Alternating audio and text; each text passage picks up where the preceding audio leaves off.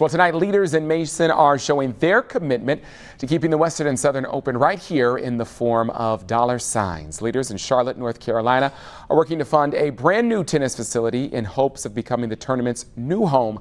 Our consumer reporter, Cassie Arsenault, is here now to tell us more about the multi-million-dollar incentive that Mason is now offering to keep the Western and Southern right here at home. Cassie. Well, the dogfight between Ohio and North Carolina is not over yet. Mason added to the appeal of keeping the Western and Southern today, and a local state senator offered additional support from the state to make his offer even more competitive.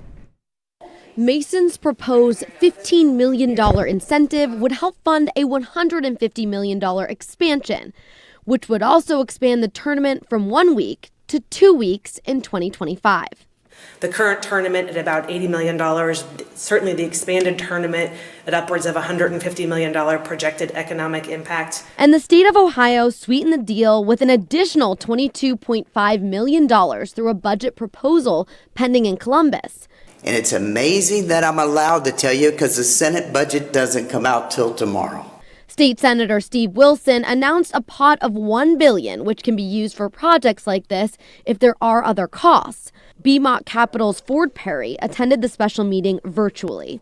He outlined upgrades needed at the Lindner Family Tennis Center in Mason, topping out at $375 million. Those upgrades include adding more courts, more player facilities, and green space. We are committed to be that full one-third partner as we identify what the potential of this opportunity could be for all of Ohio, all of the Midwest, really.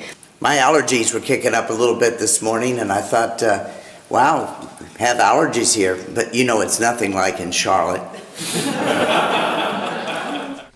Will these incentives be enough? Right now, Charlotte City Council is expected to vote this month on a tax incentive worth up to $70 million. And county and state leaders there are also mulling investments in the project. But if Mason's pledge is any indication, Ohio isn't going down without a fight.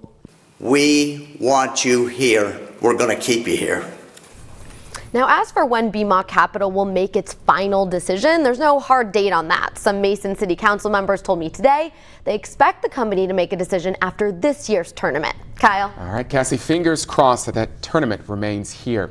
So according to a study from the UC Economics Center, an expanded tournament could bring 1,600 new jobs and more than $200 million to the region.